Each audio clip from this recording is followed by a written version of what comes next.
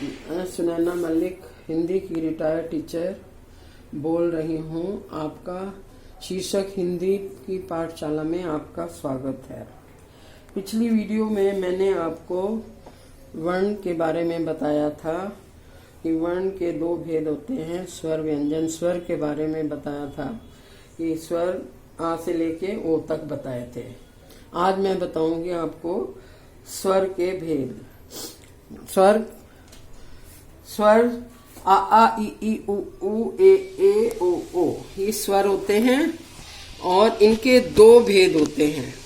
एक होता है ह्रस्व स्वर, दूसरा होता है दीर्घ स्वर। ह्रस्व स्वर वो होता है जिसमें जिन स्वरों के उच्चारण में बहुत कम समय लगता है, उन्हें हम ह्रस्व स्वर कहते हैं। जैसे अ, ई, उ, री।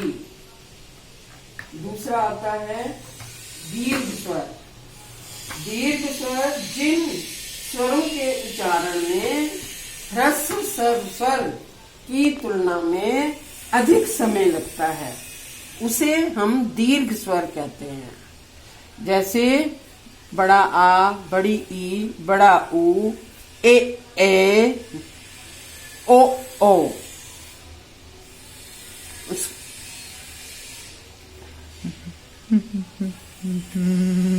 इस प्रकार मैंने आपको स्वर के बारे में बताया। इसके बाद दूसरा वर्ण का भेद जाता है। स्वर में दो होते हैं, स्वर व्यंजन। दूसरा होता है व्यंजन। व्यंजन आ रहित। व्यंजन किसे कहते हैं? हिंदी के सभी व्यंजन आ के साथ बोले जाते हैं। वर्ण विच्छेद करते समय जब किसी व्यंजन का आ रहित रूप दिखाना होता है, तब हम उसके नीचे हलंत लगाते हैं, हलंत का चिन्ह लगाते हैं। इस प्रकार व्यंजन के दो रूप होते हैं।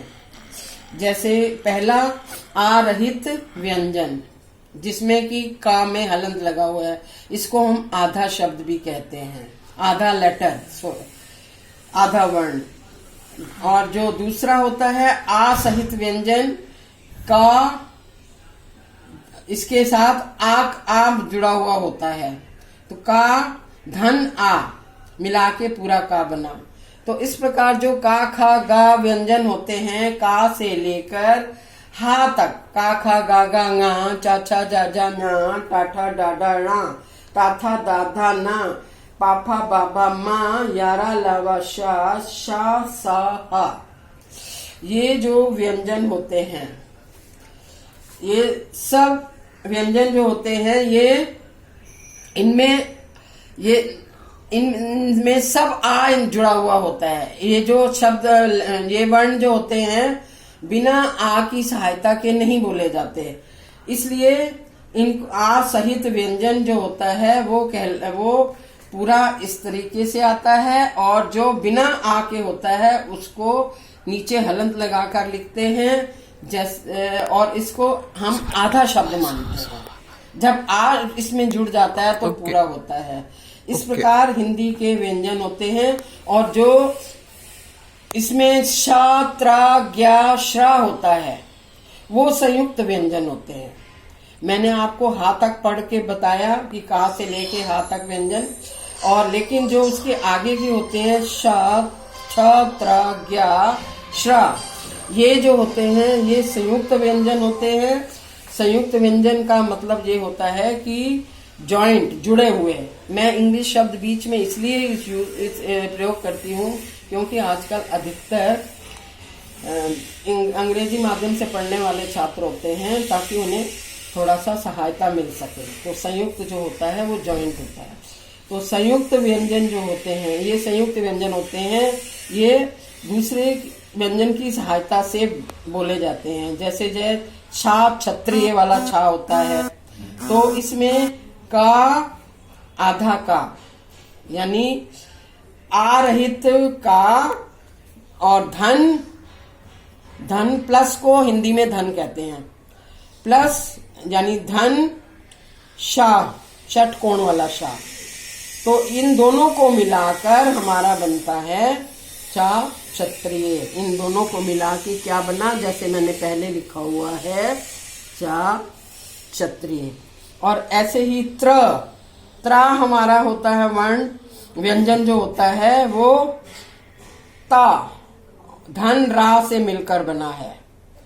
तो ता और धन से मिलकर क्या आवाज आ रही है इसमें, देखिए त्र।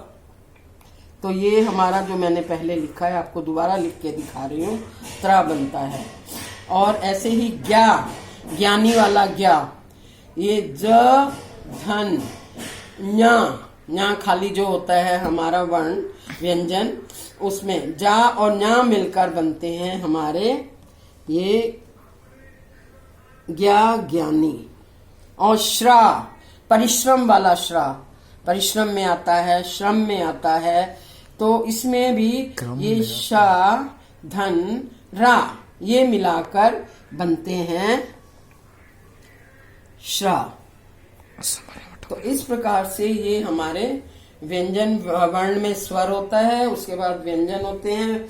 स्वर में आते हैं आ ई उ और ये सारे, और ओ और अंगा, और उसके बाद व्यंजन में आते हैं का खा गा पूरे शाह तक, और ये पूरे शाह त्रा ज्ञा पूरे, ये व्यंजन कहलाते हैं। ठीक है। इसके बाद जो हमारी मात्राएं होती हैं, हिंदी में हम मात्राएं होती हैं, इंग्लिश में तो नहीं होती, लेकिन हिंदी में मात्राओं का प्रयोग होता है। तो ये हमारी जो मात्राएं होती हैं, वो हमारी मात्राओं का प्रयोग जो होता है वो इन स्वरों से ही बनता है, स्वरों से ही मात्राएं बनती हैं। जब स्वरों का प्रयोग हम व्यंजनों के साथ करते हैं, तब स्वरों का वो स्वरों का जो मात्रा का रूप बन जाता है। ठीक है।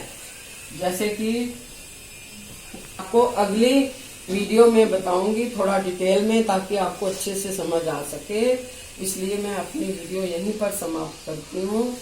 मेरी वीडियो को सब्सक्राइब जरूर करिए और लाइक भी करिए, और जिन्होंने सब्सक्राइब कर दिया है उनका धन्यवाद। चैनल को सब्सक्राइब करते हैं, वीडियो को सब्सक्राइब नहीं करते।